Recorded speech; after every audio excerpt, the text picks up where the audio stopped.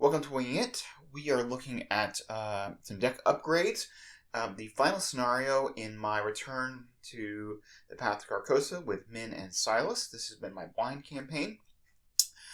So we have 5 XP going into this scenario, the last scenario, and we're kind of at the point, and this is an issue that survivors complain about it a lot, because, you run out of things to spend XP on. And particularly with Silas and Minh, it's something you have to be careful of because there's not a lot of great skills to upgrade into.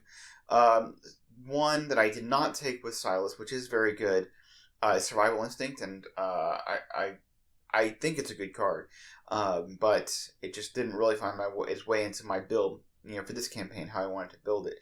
But anyway, so we're sitting at 5 XP, and the question is, what do you spend it on? And you don't want to dilute your skills too much. There's a lot of great survivor cards that I could spend on, but you just want to be careful not to get rid of too many skill cards, because that's how you're passing tests. So anyway, the obvious targets are Lucky and Grizzly Totem.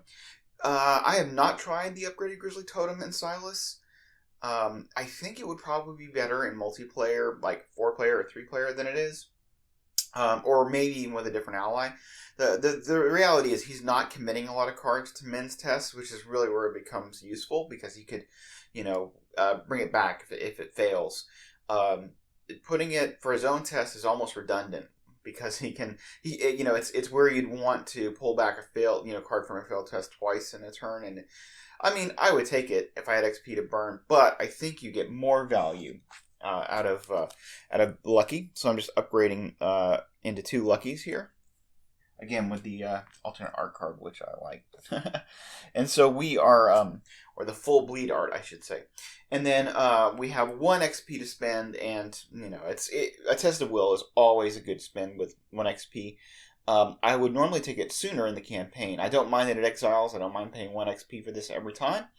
But I just don't, it's hard to justify replacing skills, and there's other things that are priorities. So anyway, I'm going to take out a Quick Thinking, which is a card I love. I love the Quick Thinking, and it creates a nice effect, but honestly, I haven't abused it too much. And this campaign, it seems like it's a nice one time per game effect. I mean, maybe twice. But I feel like the other cards are playing more into the core of what I'm trying to do with Silas. So I'm just going to replace the Quick Thinking with a Test of Will, and there's some particularly nasty treacheries.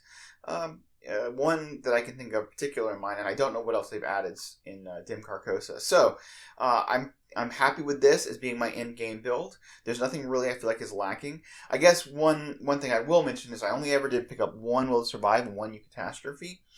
I feel like there's enough draw here, or he has enough, he's been seeing enough cards that, I guess he doesn't have a ton of draw, because we're not taking the cantrips, but, with Take Heart, and, I don't know, I've just not seen, those are kind of big effects. Catastrophe is really only useful, it's mostly useful as or at least in my experience, as a better Lucky, or, to just make sure that you're not going to fail a test. So, I think Catastrophe is good, but I don't feel like I need to just saturate his deck with them.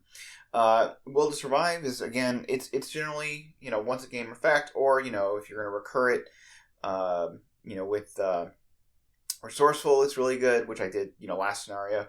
But, again, assuming it's not like the last card in your deck, you don't mind seeing it midway through. So I just don't want to dilute and get rid of skills skill cards that I might, want to use it. I feel really good about this, and I feel really good about my chances going into Dim Carcosa. So let's take a look at Minh.